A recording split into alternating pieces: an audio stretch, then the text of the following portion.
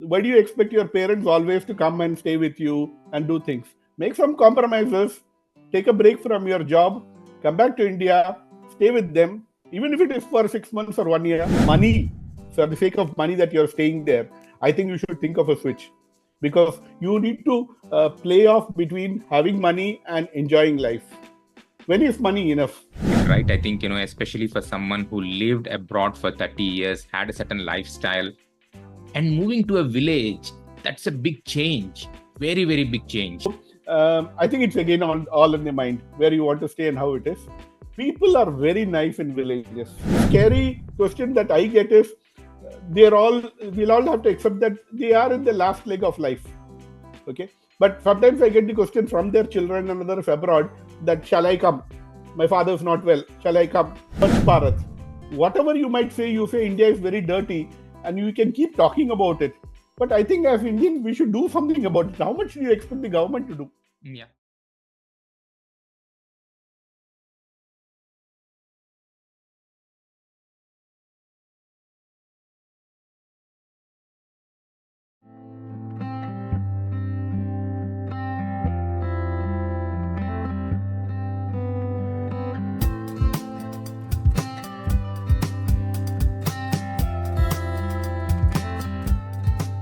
Hello, everyone.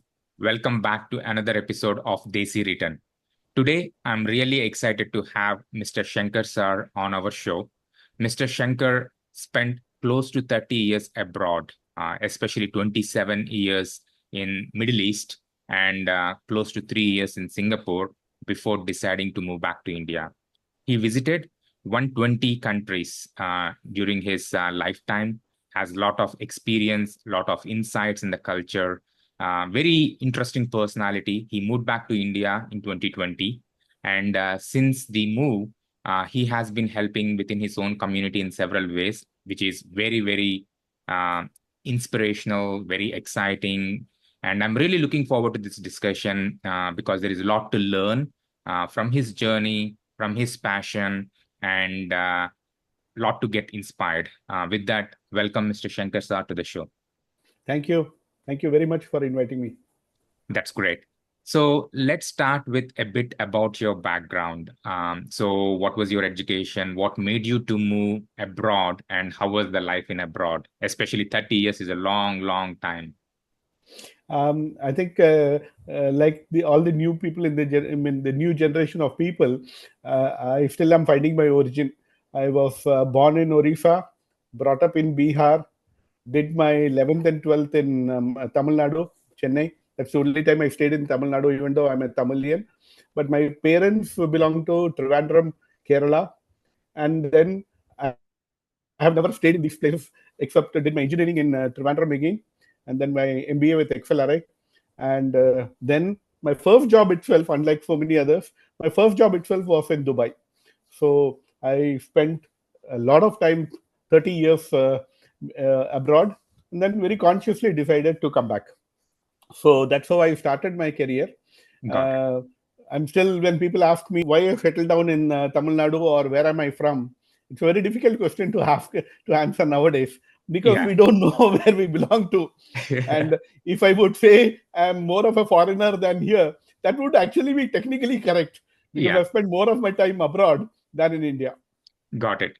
So how was the life abroad? I mean, I think, especially Middle East, it would have been interesting times in the last 30 years. Anything that you can share in terms of your journey there and why the thought of moving back, like after that, yes, maybe before we come to that, but maybe before that, like let's get some insights or some tidbits on the insights of your life in abroad, especially Middle East. I went there in 1990, September 8th to be accurate. Some sequence of events.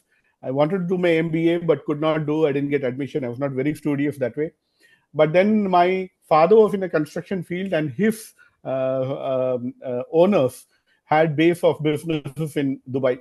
So it was a coincidence that they told me to come to Dubai to start some manufacturing, some work over there. So without a very specific agenda, I went to Dubai. And it was at the wrong timing.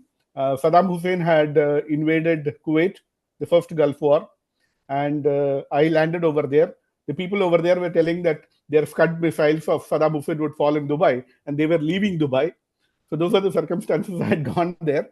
But having gone there, I just thought, let me try things out. And in a very prestigious firm called Al Futtaim, which is very well known in the Middle East, I got my first job over there. That's how I started my career. Um, Out of the 30 years, I did 10 years on my own. I worked for the first company. It was a continuous stretch. Then 10 years, I was on my own. So I know business very well to run a business and start. And another 10 years, again, being employed. The middle 10 years were again very interesting because it was my own business. Like anybody else, you feel you have a lot of time when you're not employed for somebody. But the truth is that you don't have a lot of time. You're always thinking, you're always moving around.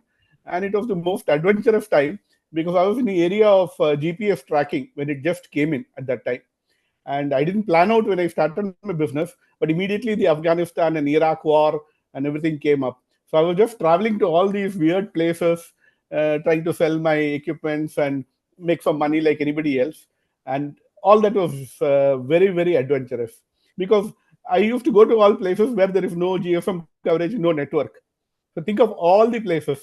And I used to even take pride in it that Earth is very big. But when we travel in the plane and we think that all cities are inhabited and populated, but anytime you go through any plane, you're flying on a plane, when you look down, you see arid land.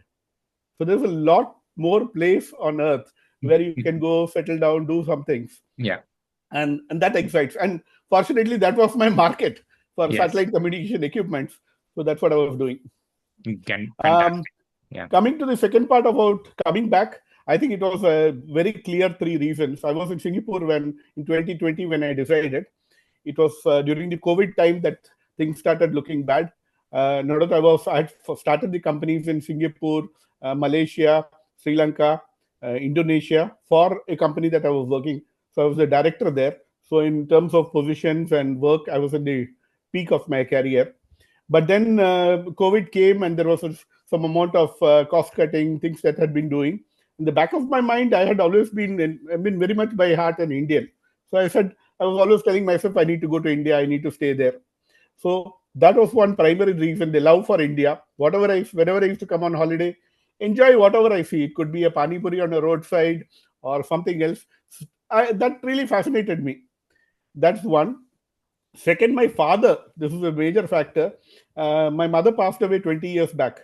And almost 17 years, my father has been staying with me wherever I've been, whether it's Dubai, Singapore, some places. So I felt a very strong obligation that we should make them also comfortable. See, when your parents are staying with you abroad, they're very dependent on you.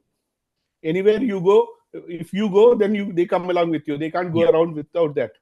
That is a big handicap and even a feeling that you are not making them comfortable. Uh, the other hindsight of them staying here and you coming and visiting is again not fair because they have taken care of you for a very long time, and it's not fair just to leave them in an age-old place or something like that and then say that's the compromise that you can do. So I thought, why don't I do something different? Both my wife and myself were very much in agreement of this. We said we will move and make him feel comfortable. At that time also he was 84. He's now 88. Wow. And I felt at 84, I felt that, okay, during his last few years, he's also a very social person. He likes to go to marriages, relatives' marriages, socialize with people. And I was restricting him from doing all those things. So the second major factor was this. To take him back to India and make him feel comfortable. Maybe a few more years, but then he enjoys life as he wants it. Yeah. So that's a message also I want to give to all the people abroad. Why do you expect your parents always to come and stay with you and do things? Make some compromises, take a break from your job, come back to India, stay with them, even if it is for 6 months or 1 year. Yeah. Changing jobs or do something and live happily with them. They have sacrificed a lot for you to take you abroad. Why did you do the reverse? Yeah. So that's the second point. Third is I have two beautiful daughters. They have already finished their education. Elder one is done in National Institute of Design, Ahmedabad, and younger one studied in University of Nottingham, and both settled. They also have chosen to come back to India to work. So they are based in Bangalore and they've taken up a house and they're working from there. So I just thought before they get settled, That's a very prime time that you can spend with them Yeah. before they have their family and their things to take care. So why don't I come back here and I get more opportunities to be with them before they have their own families and things like that, where it'll then be a different life. So these No. three factors brought me back. No, thanks a lot for sharing the details there, and kudos to you to think about your fathers and spending the time where he was grown up in the past, and then having that memories and so on. So kudos to that. And it's very interesting to hear that your daughters are open to the idea, especially when someone was grown up abroad for so many years that they want to be back in India to give it a shot, right? I think to work here and so on. So that's fantastic. So let's talk about some of the planning. Like, how did you choose where you want to move to? I know you kind of mentioned like you were born and grown up in different places. So how did you select like where you want to move back to in India? To be truthful, it's all in our mind. Wherever in India you are, it's a very nice people. There are a lot of people. You have a lot of comfort with language, food habits, all if you are here. Yeah. Now, for me, because I was from various places, any place could do well. But then again, the sequence of events, it was as simple as I had brought a property very close to Kumbakonam. It's a senior living community. I had not so much planned, so it is even a single bedroom house that was there. And I had plans that after retirement, that means after 60 plus, 1 month in a year, I would come and just spend here. That Yeah. was my original planning in my 50s when Yeah. I bought the place. But then the sequence of events which took place, I retired early at the age of 54. Um, I even wouldn't call it retirement because I thought it's an intermediate phase for 2, 3 years that I would come back here, then go back to the job. I just chose. Now, when I came back, it was COVID. So I Yeah. didn't want to go to Chennai where my other house is. I knew that the stakes were high over there. So I thought of staying, coming to this village. Back of my mind, one more factor which was there is there was a lot of news at that time about farmers committing suicide and having issues. And somewhere that had stuck in my mind that we should do something for society in some way or the other. So when I was in Singapore, I went to classes on drone, flying drones, getting licenses for that, thinking that I could go around spraying pesticides or whatever is required for farmers and teaching them something different, Yeah. which then becomes something for me to do and maybe even a business. So somewhere at the very vague level, these thoughts had all come into my mind. But a series of incidents in 2020, including the idea to come back, COVID, everything brought me back. So it was not very planned, but now when I look back, I think that just was a catalyst for me to do things. I would have anyhow done it, but it just started off at that time. Yeah. So now let's talk about how is the life in India for the last 4 years? How are you keeping yourself busy? Especially, I know you want to take a short break, and knowing you as a person, you are not someone like who sit idle. Like I think you want to do something. So, what are you doing, and how is the life? How are you enjoying it for the last 4 years? Um, I would seriously say there is a lot in life. See, let me start with what holds us back. Yeah. Maybe we are in the peak of our career, we are earning a lot of money, and then nobody would be normally foolish to leave that job and come, Yes. especially if your children are not settled or there is more demands for you on assets, the houses that you want to buy, loans which are there, and others. But if you have fulfilled those basic requirements and it is purely money, for the sake of money that you're staying there, I think you should think of a switch, because you need to play off between having money and enjoying life. When is money enough? That's the key question. Money is never enough. I Yeah. remember when my college was over, three of our friends sat down and we wrote down on a paper what all we need in our life Yeah. to buy, and we left out car and we left out house, and then still made our list with fridge and TV and others. And then we thought, okay, if we get a salary of 6,000 rupees at that time, which was a very good job for 6,000 for a fresh engineer, then we saw 8 years we would fulfill all these requirements. It was very simple mathematics, but we had done that mathematics and felt, oh, great. If we save out of the 6,000 from 300 rupees a month, in 8 years we can buy all these basic needs. Yeah. Now, to buy, good luck. My first job was in the Gulf, and it was more than 15,000. Yeah. That day itself, but I learned my lesson that money is never enough, because the very next month I knew that my 15,000 was over. We started upgrading our lifestyle to meet what we were getting, Yeah. and that could continuously happen. Yeah. Whatever money you had, okay, you would say, instead of going for a local trip, you would say, let's go to Japan or let's go to Switzerland, and you would spend more if you had more. Yeah. But whether that really gives you happiness or not becomes another totally different question, Yeah. not dependent on money. Yeah.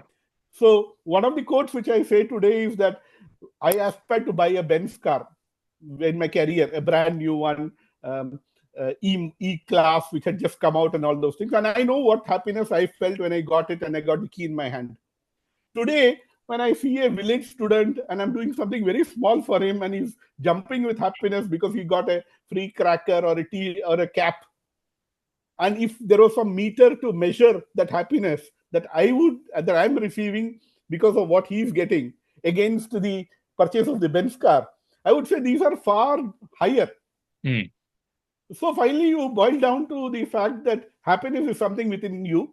These are all again quotes and lines, but when you start experiencing it, you feel that it's something that you need to review at some time in your life when your health is good, between commas.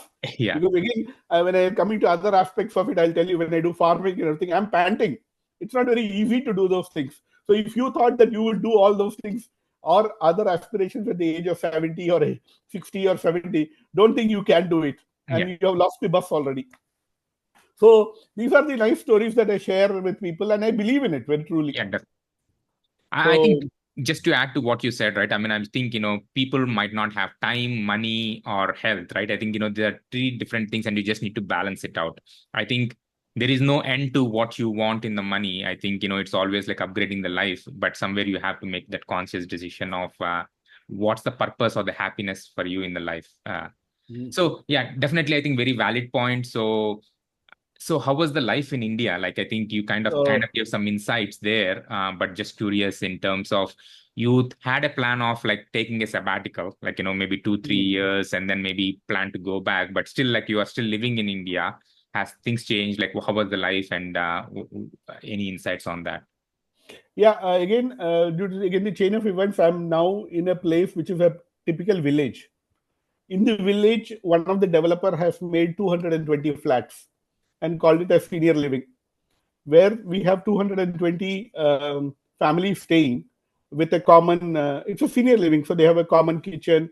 They have the temples within the compound, and I'm also there as one of the Yeah. members. In fact, for a long time, my father was the senior most person in the compound, and my wife was the junior most. So that's Oh. the range of age range that you have. Yeah. So many of them even were wondering what I was doing in between all this instead of not finding a job.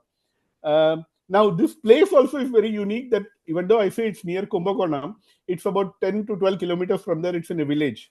The joke goes that the biggest supermarket here, hypermarket here, when I'd gone there to ask him for custard powder, he said, I don't have custard powder, I have kutigura powder. So basically to say that he's so in his own world not knowing the difference between kutigura powder and custard powder. Yeah. So it's that type of, I don't get Swiggy or Zomato deliveries. Yeah. Some of the Amazon delivers, luckily. Most of the couriers which come from anywhere, they stop in Kumbakonam and ask me to come and collect it from there. Okay. So I'm still changed. So one of the questions again people ask is, how do you adapt from Singapore, Yes. the most developed, most costly place? Even today, last 5 years, it's the costliest place of living in the world. Not New York, not Tokyo, but Singapore is. And from that level, where truly, I mean, I don't want to boast about it, but we had a big house given by the company, and we stayed very well. And then from there, from the 3 bedroom, directly jumped to a single bedroom over here. So I think it's again all in the mind where you want to stay and how it is. People are very nice in villages. That's one thing I will underline and give. Mm. They're non-contaminant. I could give my key to anybody and even leave the door open. There's not much theft. They have more needs. They ideally should be not not the way they are, because they have more needs. They have more poverty and everything. But they are real human beings. So that is something again very nice to see in villages.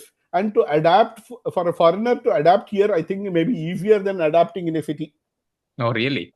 I believe that because Yeah. when I go there, everybody tells me don't trust him, don't give him an advance, he will not come back, and they give me stories, and it has happened with me also.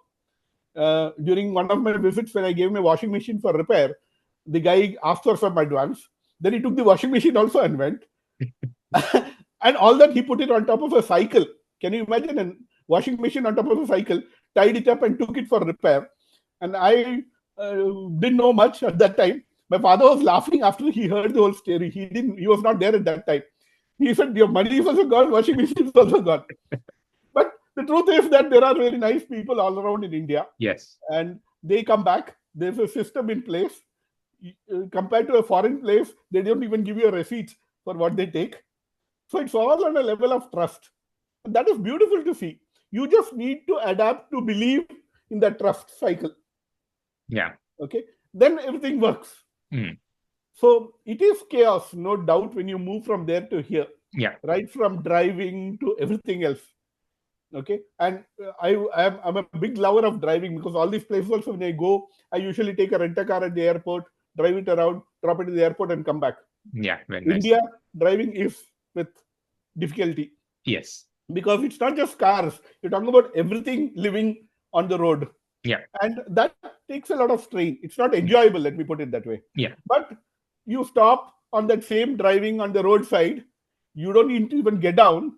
You just show your hand, and the guy brings a gannage of sugarcane juice to you Yeah. in your seat. You drink it, you pay him. I've stayed in places, nobody does that. You have to Yeah. get down. In a foreign place, you have to get down, you have to park, he takes it somewhere else.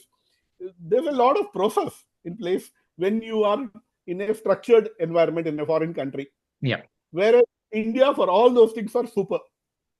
Super means really, you can't give any other words for it. Yeah. Even a general house help or something, it is not defined to just one work. I'm not meaning in the extent, in the sense of exploiting them, but they Yeah. go out of the way to do things, thinking it's part of their job, which you start enjoying, and it's very nice to see that. Yeah. So that is the beauty about India. I love that about India. For anything and everything, I wouldn't leave this and go. Yeah. And I think I did the right thing that way to come back to India. Makes sense.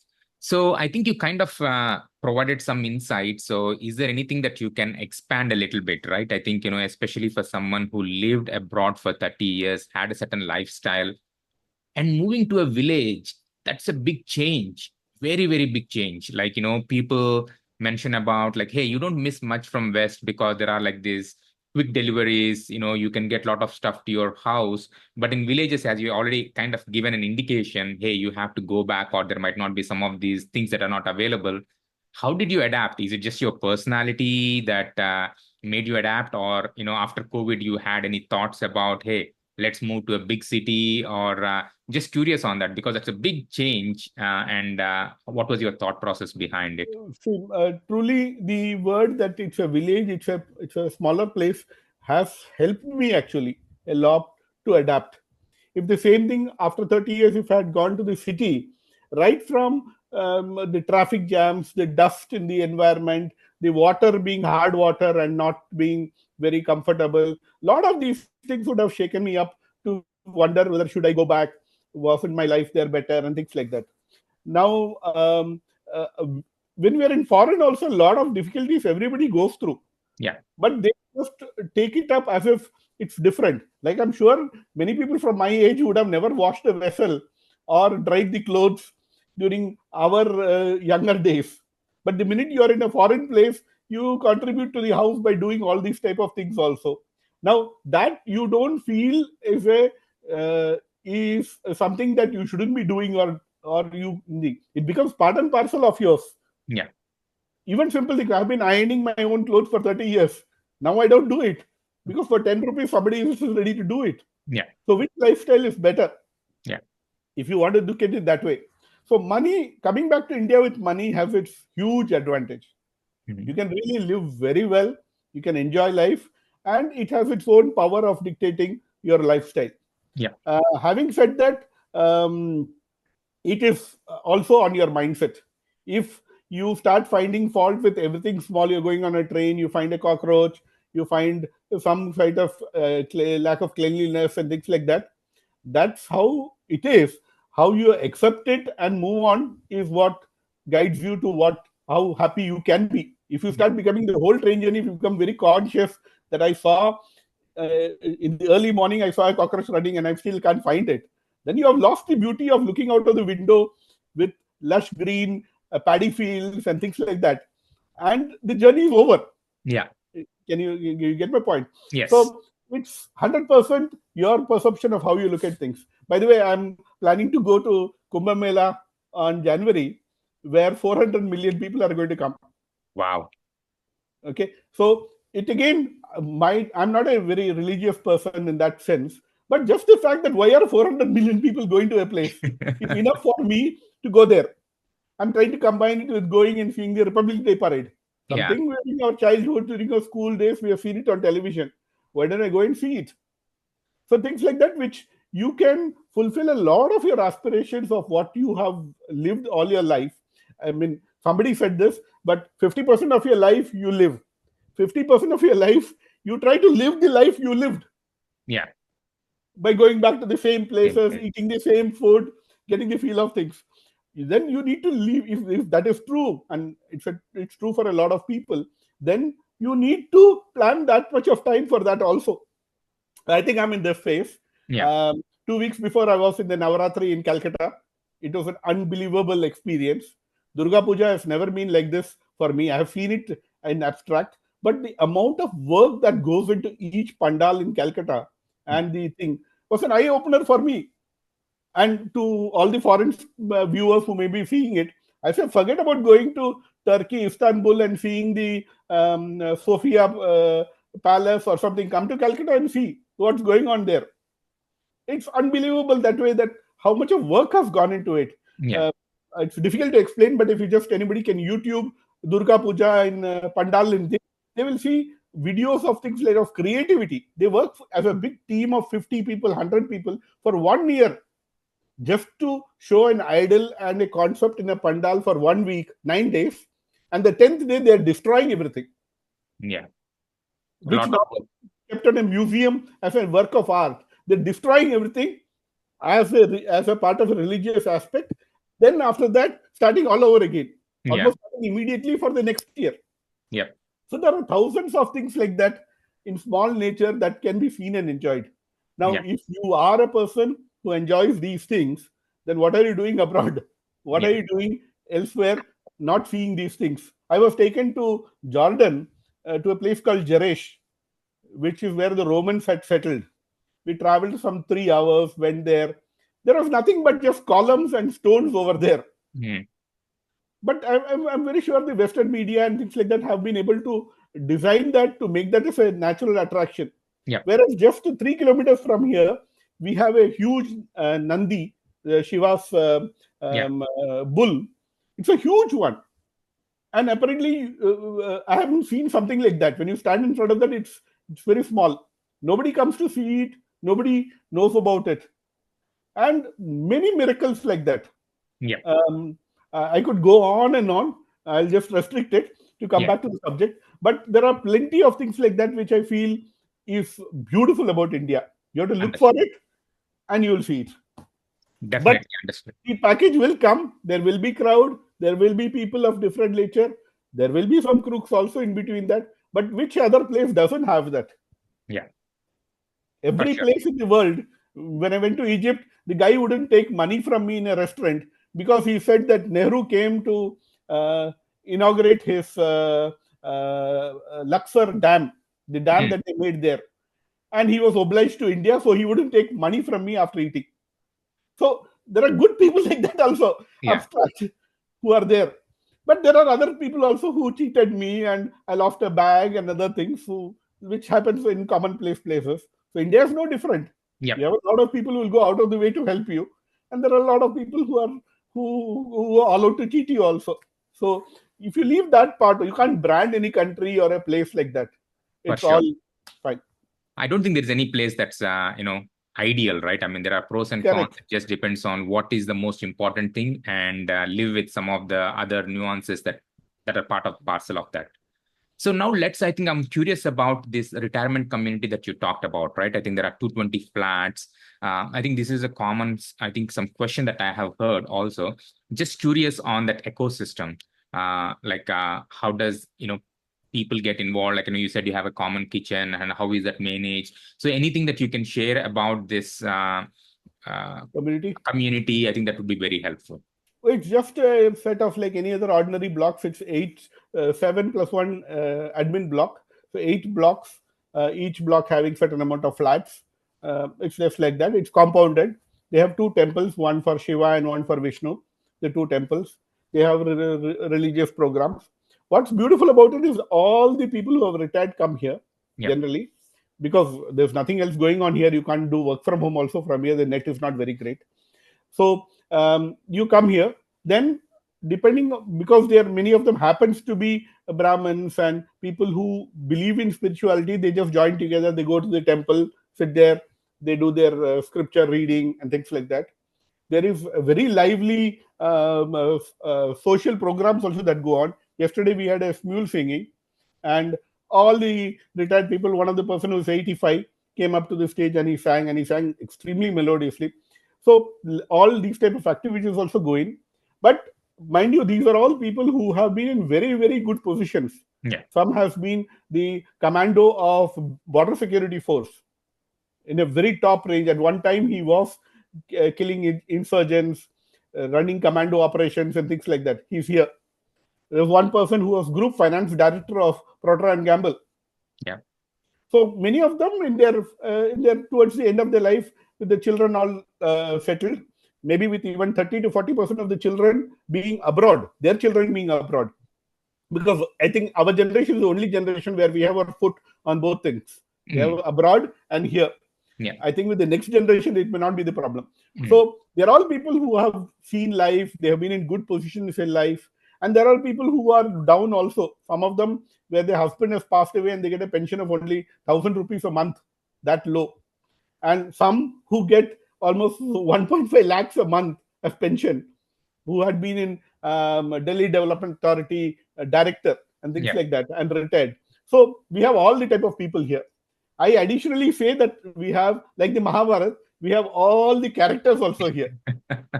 If I start a WhatsApp group, there are somebody who is telling me, no, who are you to tell me this? And there is somebody who just is praising me. So that's how my group operates. And if I start something also, all types of characters, views come in.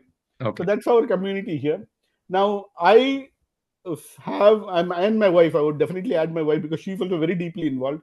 She starts her day by teaching yoga to them. So every day from 7 to 8, she teaches yoga in the common hall. She has custom made it to suit the senior living without much of rigorous exercise or even a shavasana or anything like that. And she is dedicated like that. I just move around talking to these people. They tell me stories about their children. Some of them even complain that their children have dumped them here and gone and haven't come back to India for 8 to 10 years. All types of stories you find. Yeah.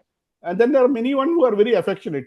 But usually the scary question that I get is, we'll all have to accept that they are in the last leg of life. Okay. But sometimes I get the question from their children and others abroad that, shall I come? My father's not well. Shall I come? Now, I, being the youngest person, are targeted to this question for a second opinion. And it's very difficult for me to say anything also. Yeah. But I know in my past, because I've been in administrative positions, that for a manager not to take a decision is the worst decision he has to take. He has to make a call. Yes. Now, whether it's right or wrong is a different question. So based on the situation, I advise them. I tell them, come. Sometimes I tell them, no, it's okay. Stay back. Could be a wrong call also. But I make those calls and help them. I just sit with them and talk to them. One of my biggest achievements is to sit with them in the beginning ages and teach them how to use a smartphone. Okay. Yeah. I conduct classes and just show them WhatsApp, how they can message to their children. Yeah. If they don't know to type, and many of them don't know to type, I teach them how to send voice messages. Yeah. So things like that. And I little take pride that I'm very patient to sit with them. Yeah. Maybe not be my father, but with somebody else's parents, I'm very good. Yeah. So I do that, and they're all very happy because of all that. So odd enough, I get requests like this that my phone got stuck. I have a message which has come in for upgrade. What shall I do? Things like that. Um, so that's small things like that which make a difference. Yeah, I take them. Let me share a screen and show something in these regards. for sure. Um, Yeah. are able to see the screen? Yes. So if I say I've categorized this under various libraries. So if Okay. I say walk in 2020, I just took them. There's a river Kaveri right behind my Okay. house, and it's usually dry like this during summers. Yeah. So I just said, all of you come. This is our apartments, by the way, along with the river. So we are that close to the river. Got it. Very close. And I just took them and said, let's go for a walk on the river. So all Yeah. the seniors came. They just had, there were a lot of banyan trees. Some of them thought that they will do a art of proposing and things like that on the river. Yeah. Just have fun. So Yes. all these people just came along. They just need many times an idea just for somebody to initiate some things. Yes. They are then after that on their own, and they're beautiful. Similarly, when water came, Hmm. Kaveri, they let out the water from Metur. And Okay. when water comes, it's a beautiful phenomenon to see actually water coming. In the Mm. slide, you can see here, water is just coming, Okay. started flowing from the other end. Yeah. So when it starts filling up, then usually they have a ritual to go and leave velak, the lantern onto the water. They do some religious program. So just thanking Mother Water, the Kaveri Mata, for Yeah. all this. So I just thought for a change, I will do a job of making bhaji for them. Okay.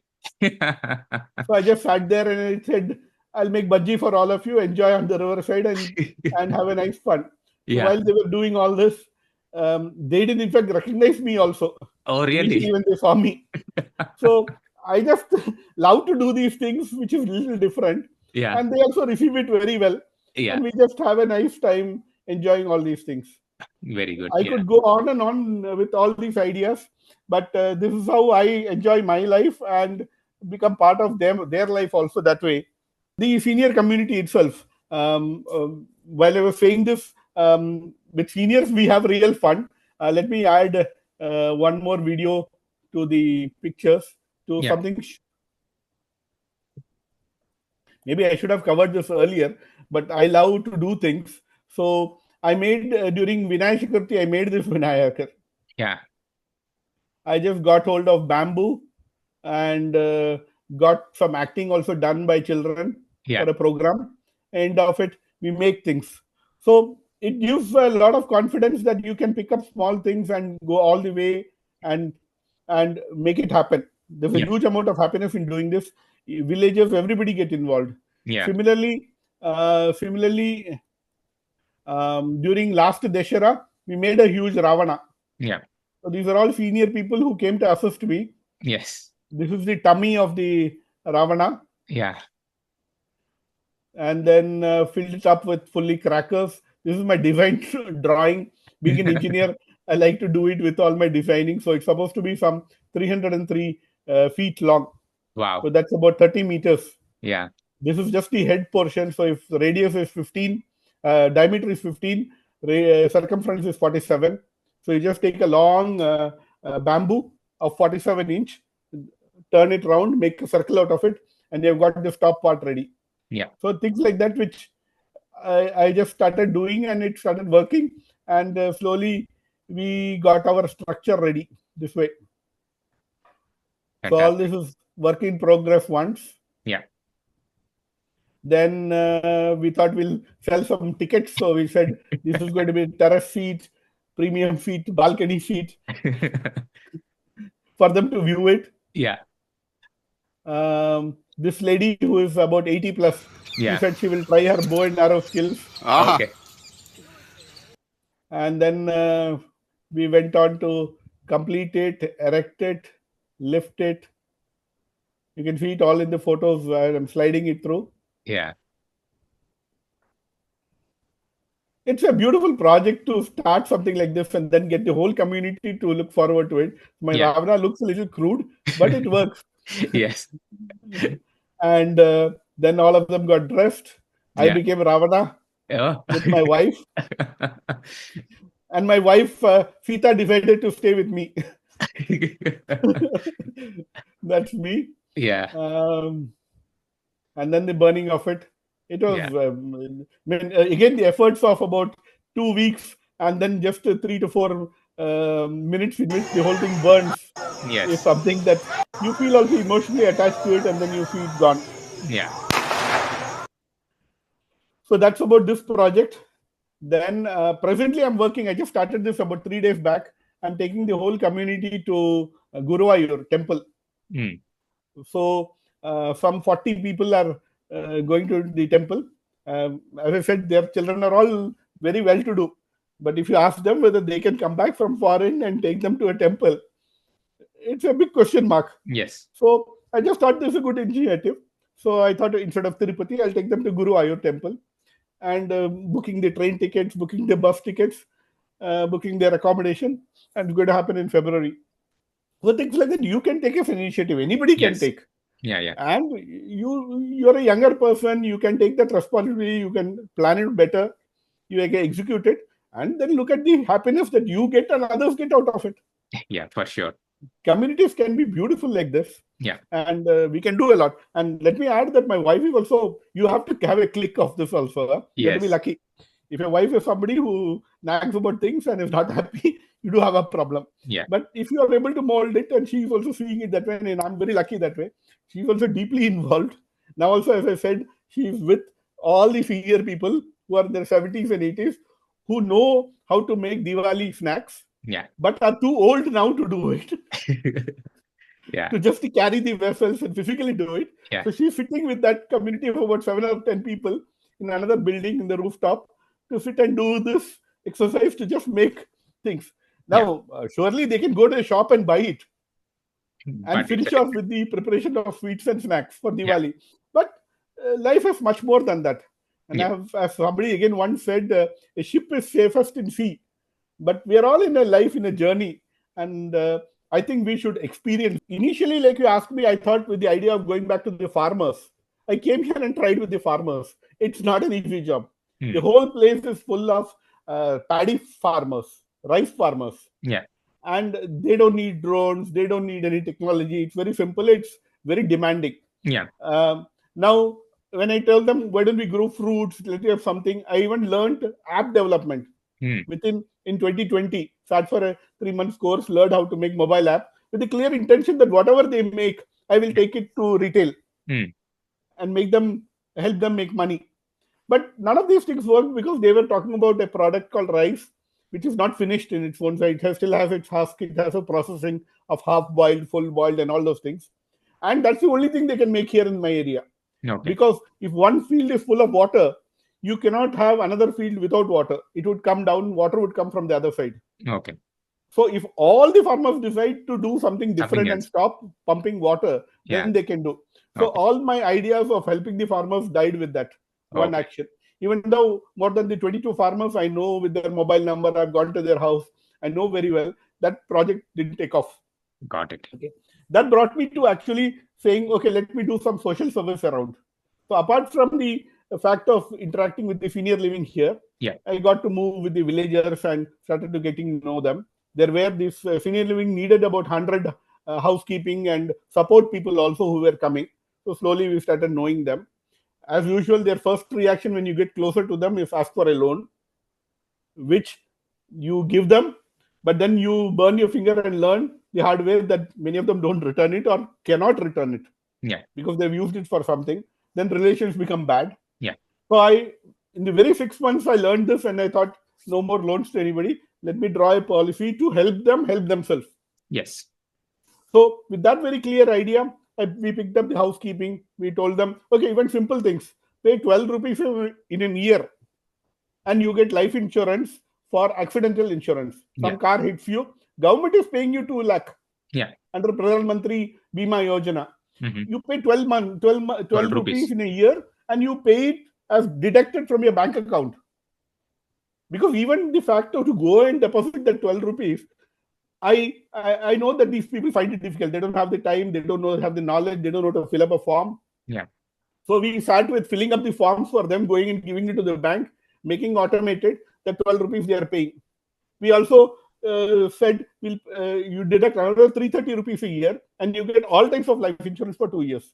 So if they had a accident, then both types of policies would cover and they would get 4 lakhs. That's all a huge amount for them, Yeah. because they don't have a concept of savings. Yeah. So anything untoward, unexpected happens, they are all in the lurch. They don't know what to do, Yeah. and the whole family suffers. So a Mm. lot of those things I saw and thought that let me do these type of things to just fill up forms and do things. Yeah. Some worked, some didn't work. Um, we went and they were all into that old zamindar system also, where they have pawned many of their gold all to very high Interest. value Yeah. interest. So we try to move them to bank ones, the same thing, by just talking to the bank manager and getting it done. So a lot of these things we did initially. Some of them worked, some of them they don't change, some of them their husband controls things. So like that we were doing. But during those interactions, we came to know all the people Yeah. basically, and they also felt that okay, fine, somebody educated is among us. Um, that time after the Fabos movement, I have a small plot of land, just 1,500 square feet, which I bought along with a flat, which is just lying. So I thought, why don't I cultivate something? And started growing the normal lady's finger, brinjal, tomatoes, and things like that.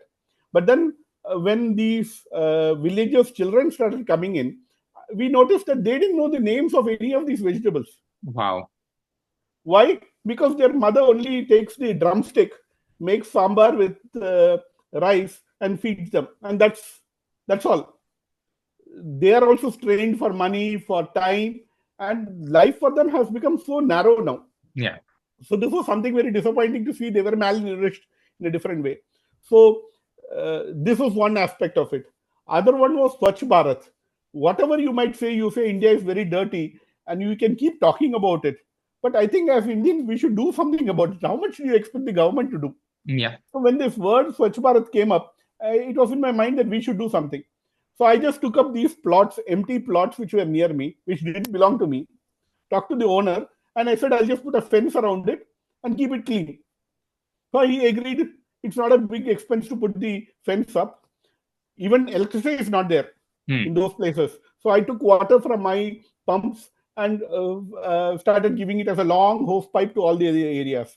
But then the new idea dawned that you could do agriculture in all these places. So Mm. it started off with just 3,000 square feet, then another 3,000, then another 3,000, another 3,000. Now I have 12,000 square feet of land belonging to somebody else. I don't pay any rent, but I grow things in that. Yeah. And our understanding with the owners also very simple. Take the land whenever you want, either when you want to build a house or you want to sell it, and that's fine for me. But it has worked to make the whole place green. There is no plastic covers or anything like that, and you get huge yields of vegetables and everything, for which Mother Earth is so nice. You just put a very small seed of a brinjal or something, and you can see miracles happening there. That Yeah. within no time, within a few days, you see something coming up, and then you see it growing, and you see it growing. And since you put the seed in, you know the whole thing coming up, and there's a huge enjoyment because of that. Yeah. See, all these places were arid, absolutely. And you can see me in this whole field, big field, working on my own. I had time. See, the biggest thing that you have when you're retired is time. Yeah. So you take your. I have never done gardening before in my life. I can't even sit properly on the floor or bend too much. So I used a stool where it was required just to sit. Yeah. And then you take your own time to put one seed, and then within no time you see the whole place growing, becoming better, crops coming up, and the whole system changing. See, from what I started, how it looks now. Yeah. You saw Beautiful. that same place being dead. Now, for a normal agriculture, this is nothing big. But for me, it's very big because I've never done anything like this in my life. Yeah, for sure. Okay, I tried in this drip irrigation, I tried sprinkler systems, everything, but learned from that also that a sprinkler is very good to cover the whole field, but Yeah. you also water the grass, Mm. which then becomes bad. So I've grown ground nuts, I've grown ladies fingers, and when they grow, you'll be so surprised. You get so much from the earth. Yeah. You get much more than what you want. Mm. So these are all steps. A sight like this in the morning, when you get up and you just see a leaf with drops of water in the corners, I could give $1 million and not get a photo like this to see in Yeah. nature. Yeah. So to come back, there are plenty like this in nature itself to see. Yeah. And what we did was we started just giving it out to the poor, Yeah. because I told you they were malnourished. So this is my wife um, picking those items up, making them into bundles, and then giving it. Um, they were all yields from there. This is she being so excited that the name of this bottle gourd, I think, or Yeah. Bottle guard. Yeah. in English, I don't know the name, but it's taller than her. So that's what she's so thrilled about. Yeah. And so this is our farmland, Yes. and we give everything out to the children and others around, Yeah. and they are also very thrilled. They have something new to go and tell their parents.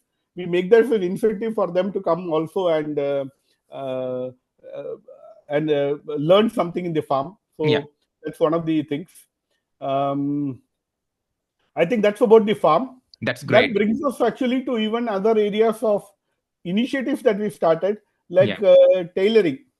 We started with about, we thought we'll educate the people for skill development. So we just got 4 machines, sewing Yeah. machines, and started the work. Then we started making small things. I have to say that we get a lot of support from experienced ladies in the housing senior community who come Oh, there okay. also and help. This Yes. lady, for example, is 82 years old. Wow. And this lady, Gauri Mami, who have been doing professional tailoring in Chennai for the last 30 years, and she thought she will come back here and retire. But Yeah. we got hold of her and told her, please come help us out. And she Yeah. has again dedicated her time, this time free. Everything Okay. is free. Yeah. So she comes and teaches. Children pick up very fast. Within no time, um, they learn everything about the sewing, and they get their self confidence. Next, they want to buy a machine. Yeah. So if the student is very good, we give them a machine also. Get Yeah. some other resident to sponsor it, or something like that, and get them a machine. So that's how we started off, and it's doing very well now. That's fantastic. Today, during just for Navaratri and others, we made as many as these. All went for this recent Navaratri. These Hmm. are all bags which they made for 60 rupees each, and we sold some 500 of them. Yeah. Which again, the cost price is zero, because usually these materials and others are donated by somebody. So maybe only the zip or something that we buy. Yeah. Rest all is like no cost price, and we use that as a thing to incentivize them to do their own work. Yes. Similar to this is tuition. We started this initiative with children. So children come. There are residents who come and teach. So this is all a lady who comes and teaches. They know the local language very well. Yeah. And when we do this, we also believe we are doing a lot with their moral values Hmm. of of simple things. Like when I talk to them, I say, I was on a train and there were some people who were shouting on their mobile phone and disturbing everybody else. Yeah. Then I take that subject and tell them that tomorrow you will be also in an environment like this. Do you want to do that? Do you want to talk loud and disturb somebody else who is sleeping? So Yeah. shouldn't we move our values to even these small things where we use headphones, earphones, or we talk softly? It's small things like that, which Yes. we try to educate them. We tell them about what is sister brotherly affections to anything else, where they learn the difference. Today there are a lot of rape cases and unbelievable things happening in India, and that's being highlighted. But I think somewhere these type of values, that there can be other relations also other than being lovers, and others, brotherly relations, sisterly relations. All these things we try to talk to them and educate them to say that all this you can do. Yeah. So these are the various subjects um, that we talk about. Um, even some type of quiz like this, so they have to use reasonable thinking to find and solve it. Yeah. Some of them are very professional teachers like these who are staying in the community. Mm. So they just have adapted themselves that they want to do it voluntarily. So then we have projects. We just take up projects just to cultivate the ideas of the kids further, we Yeah. say, okay, fine, you tell me what shall we do, Yeah. and we say let's build it. Yes. So one of them, for example, is uh, mm, ideas that they come up with. Let me pick up something. Yeah, I teach them how the reflection on a kaleidoscope works. Okay. So I'm teaching them reflection, incident ray, refracted ray, things like that. Yeah. இந்த angle இருக்கு, இதே angle இந்த side இது இது 90 டிகிரிஸா இருக்கும். Then they come up with saying, I want to make a solar cooker. Okay. So I take a dish antenna. We basically, what we do as NRIs is we have money enough for these things are too small. So we tell them we'll fund you for whatever you require, but you have to make it. Yes. And take it further to fully get involved with the project and make it. So we do that. I think talent just comes out of nowhere when they do all this. This is a workshop we did for just painting all the walls. So the children who just are using the brush for the first time. I think their parents also wouldn't. Their parents also would never give them a brush and paint. Now, as part of that, I'm giving an incentive to all the children to say, take an approval from your parents, go and paint your whole house. I'll give you the paint, and your house can be neater. So I think this is the way around to make and see if India can be neat. This is a workshop we did for painting. Okay. Hey, can you pause it for a minute? There's somebody at the door. Sure. So Avinash, you can see their characters here. This guy, for example, chose to paint the gates. Yeah. He's just painting. This girl used cement and she's filling up the gaps in between in the floor of our workshop. Yeah. This girl whom I have never, she herself did not know she's doing this painting. She's doing it for the first time. Yeah. And she wants to even paint the roots of the trees. That's what she's doing now. Yeah. So all these people, this guy called Tamal Shelvam, I appreciate him so much. He's so meticulous about his work that if there is a edge that needs to be painted and little paint has to be put, he shows that and he does that. So like that, each character now I know that he can do these things in his life in future. And I'm talking to his parents also to say that do all these things. So this is just a small exercise we did, saying that we will paint the floor of our workshop. Yeah. But I believe these are exercises also to make Swachh Bharat better, to make them understand the difference between a dirty place and a neat place. Yeah. So I'm sure that will help them in future to believe that these are things that they can do to make their house better. We do various activities. One of the activity which we started with the villagers was to involve them in making of a swimming pool. So actually what happened was that parents don't send the children to the river because it's dangerous, and in summer it really becomes very, very hot. So what we thought was that we will make a swimming pool and just make the children have fun there. So when I'm talking about making a swimming pool, it's actually digging up a swimming pool and making it. So you can see the photos here.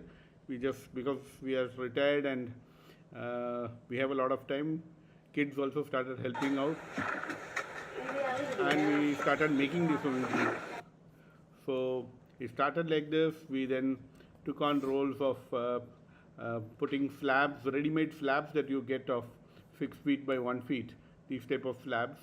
So we paved the walls all with the swimming pool thing, then put plaster. Then my wife and my nephew who had come here, he helped out with some white cement coating. And then we painted it like a regular distemper and paint. This is the first lot of village kids who got into the pool. And you can see the amount of fun that they are having.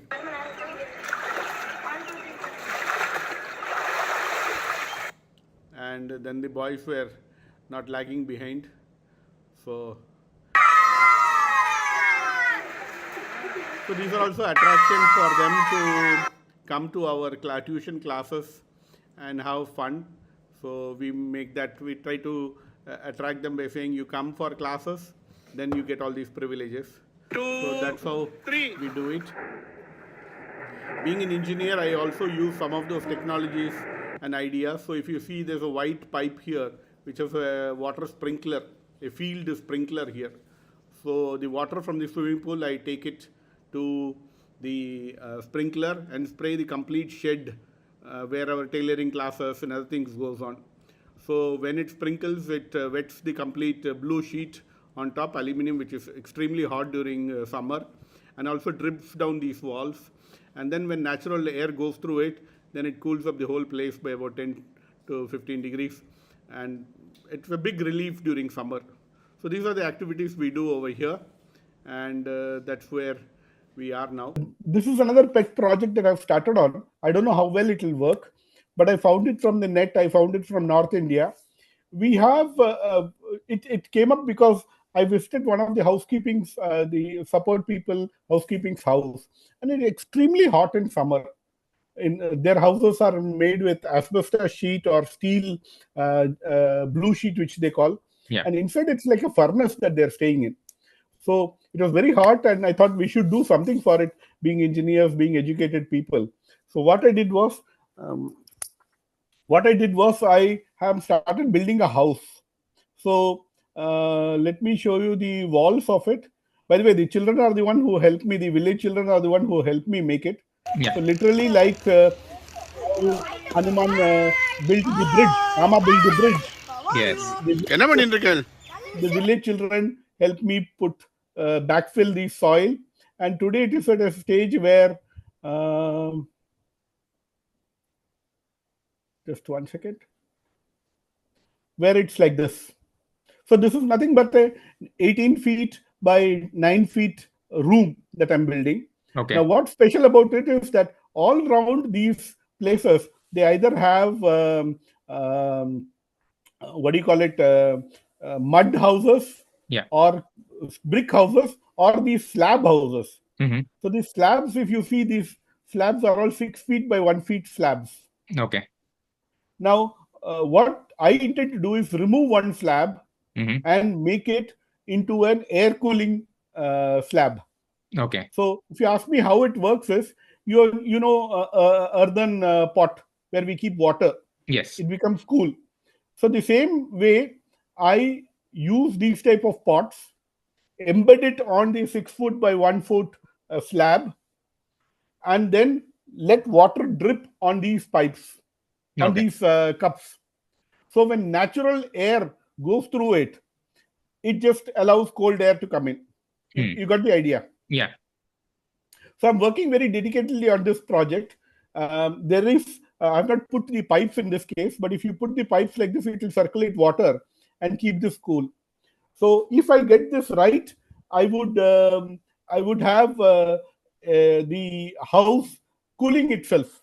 Yes. I would have 4 of these slabs on 4 sides of the walls, and it would cool the whole place. If that works, I want to take this further. This is me cutting.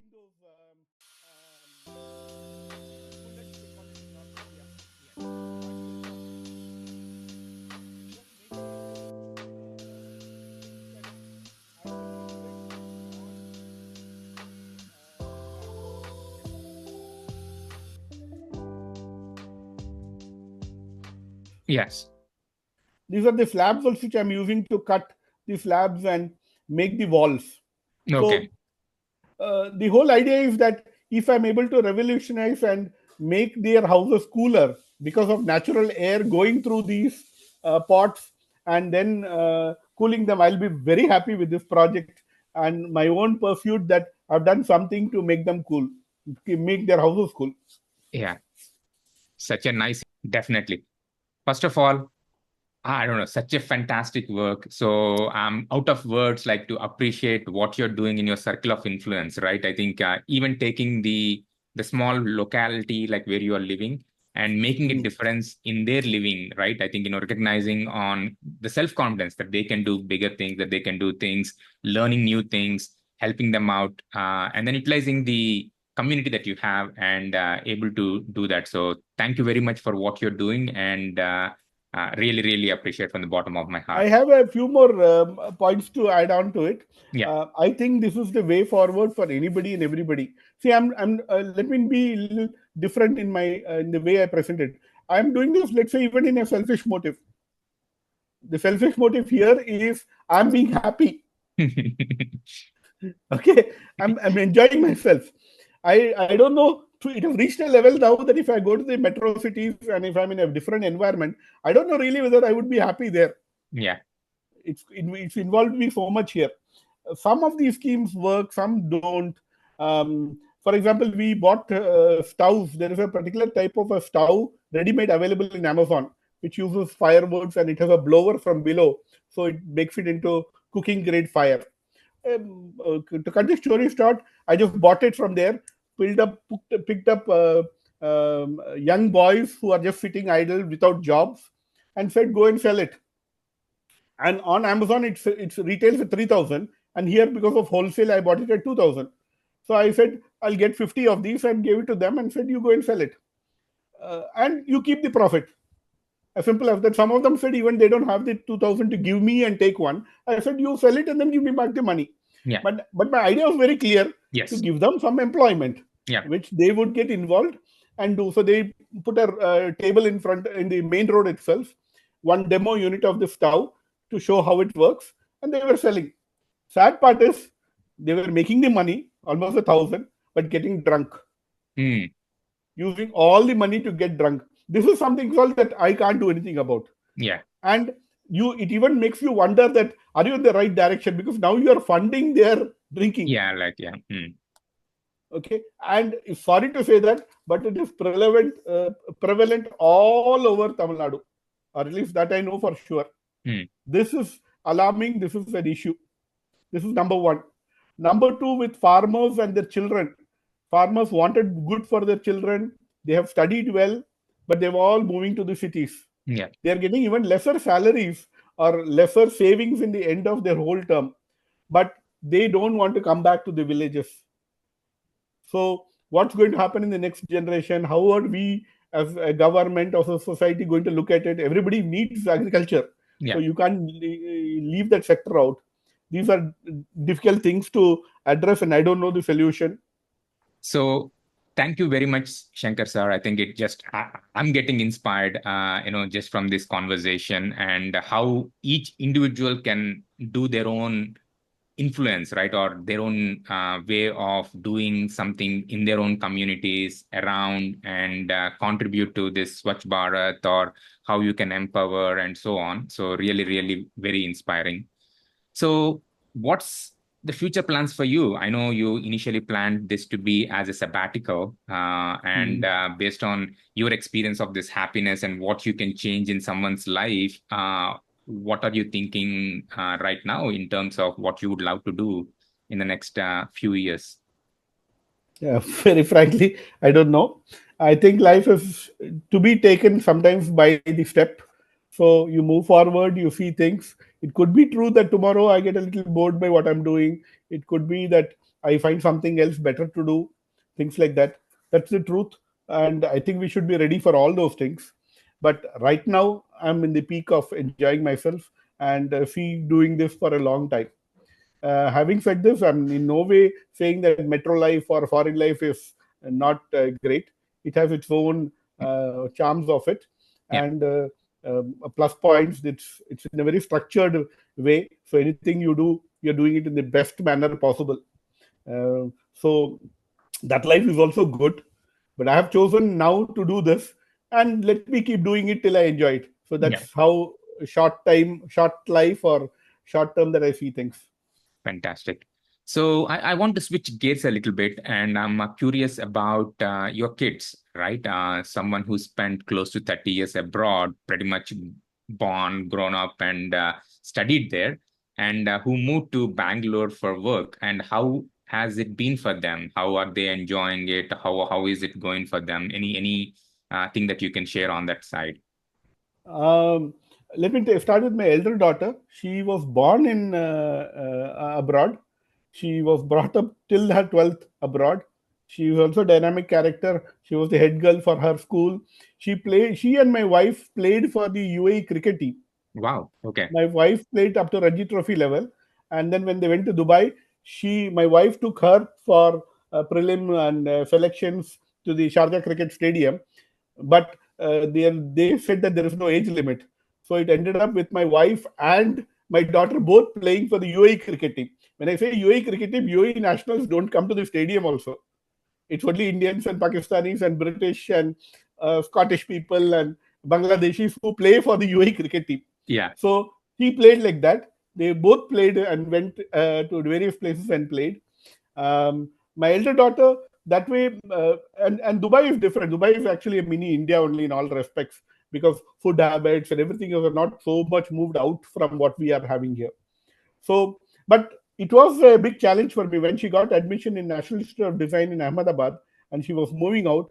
Both of us were in our fingertips how she would accept and adapt here, because we knew the cultures were different. The North Indian culture again is different from South Indian ones. How she would adapt, whether she would just call it off after 3 months, 6 months, and say, "I want to come back. I can't study here." Things like that, which are mind. I think she did very, very well, because again she accepted, like many of us started seeing value in all those things, in what she was doing. And NID was also a great platform for that, Yeah. those type of learning. So she was all out with her innovative skills trying to do those things, and she came out with great results of all this. Younger daughter actually studied in University of Nottingham. Yeah. So little, she did psychology and cognitive neuroscience. I would say that she's less, and she's also that clean freak and things like that. So when she comes to India, she can't just drink or have a watermelon juice or roadside sugarcane juice, or she won't even come near it if she flies. So I thought that would be a challenge for her, not wanting to come to India. But having said that, she also found her first job after all this in India, from Singapore when we came back, and she's enjoying it. She works for the Swiss consulate, and Yeah.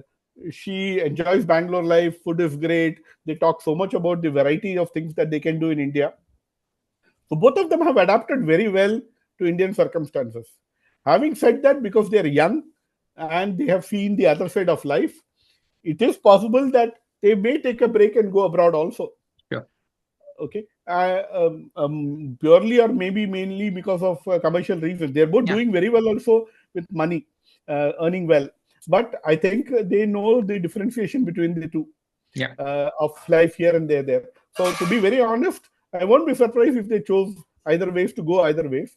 Yeah. But basically, both of them are settled to be in both places, India and abroad. And we as parents have to leave it to them to decide Yes. how they want to do it. So that's For what sure. we are doing. For sure. Sounds like I think they adapted very well. And as you said, I think it's a flexibility. They can make the decisions and, they still like to enjoy. My wife has just joined in now, and maybe she would like to say a few words and uh, about what we do. Hi, I'm Meena. Yeah, when we came back, little did we think that we'll be involved in so many activities for the villagers and for the community around. In fact, I just finished a session of yoga with the seniors here in our community. And not that I'm a qualified teacher or anything, but just I've learned for a very long time, and I thought I'll make use of the opportunity to help the people around here who are all like 60 plus and up to 80 plus. So it's a very moderate session of yoga, suiting their needs, and they feel happy doing it thrice a week because they feel they're much fitter, and they are able to, with the stretching and everything, they're able to walk. And so this is kind of like the feedback that I get, which makes me happy. That's kind of the Guru Dakshina that I really look forward to. Yeah, that's about yoga. And having come back, one of the main things was parents, really. And yeah, I do get an opportunity to go see my dad every few months, and I'm grateful for that. And yeah, as children, and like And how, including being, when your mother passed away recently, you had opportunity to spend a lot of time here with her. yeah, with her. And yeah, I mean, that's one of the main reasons, and so we are grateful for that. And yeah, and I mean, helping these children, teaching them. And then we have this the tailoring class, and we teach some wire baskets, the how to weave wire baskets. So this is like one of the baskets that the ladies made. So we help them to sell these things, and we taught them how to make it, and then now we help them sell it. So even the happiness on their face when they get the money for their hard work. Even recently, just before Diwali, there was this lady who, when I gave her the 3,000 rupees, there was a sparkle, a twinkle in her eyes, saying that she could buy her son's nude clothes for Diwali. And after Diwali got over, I asked her if we celebrated well, and she said, "Yeah, because of you, we celebrated well." I was really touched, and I told her that it's not because of us, it's like your hard work, and that paid off. So these are the kind of things that give immense satisfaction, and it's in giving that we gain a lot of happiness. I'm actually facing that now.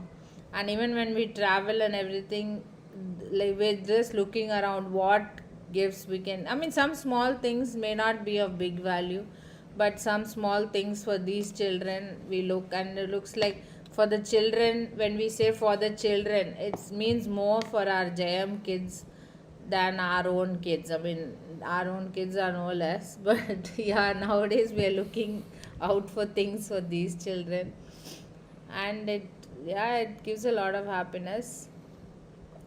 Every place has its own pluses and minuses, but like Shankar said earlier, being in a village, I think the people are better and more genuine. So we are better off here than may have been in any other metro. And yeah, I do miss Dubai and Singapore and my friends particularly. But yeah, life goes on, and we've found our own things to do, and which gives us a lot of happiness. Yeah. Yeah. So I just wanted to wrap it up. Is there any topic that we haven't covered, or any advice that you want to give to future aspirants who are thinking about moving to India? I think as cover, there will be always subjects that I have not covered, and I think there are plenty because you would have known by now I'm a different person who thinks differently and keeps coming up with something like that to keep doing things. So let's leave that apart. It's not about me. But having as a message, I surely would like to say that for people who are abroad, there is a lot which is there in India. I stayed for 20 plus 30, 27 years in the Middle East. There's not a single river in the whole of Middle East. Can you believe me if I told you? Not a single river. You take Saudi, Oman, Qatar, Bahrain, Kuwait, Yemen. Yeah. Maybe in Iraq they have the Tigris and Euphrates, but nobody goes to Iraq and stays there. Okay. Food varieties. You go to Iran. I've spent many visits in Iran. You go to a restaurant, you open a menu card. They have only 8 items written on it. Just 8. That's it. Rest all, I don't know what Iranians eat, but they don't eat. Eat the way they do. Here you go to any nearby small cafe. The menu card has 100 items. It may be when you extrapolate, it's the basic things only which they are putting it across. Yeah. Colors. Yes. I travel so much. Take it Turkey, Bulgaria, you name it, all the countries. Every airport, I can see only black and dark blue jackets. You don't see colors. If you looked at it very carefully in all the airports to any other place, I don't know what's wrong. Maybe they wear colorful dress, but on top they have black jackets. Yeah. India is colorful to the core. Yeah. I'm not talking about Holi and some other festival. It's everybody is right from a sari to what there is so much of colors in anything. Yeah.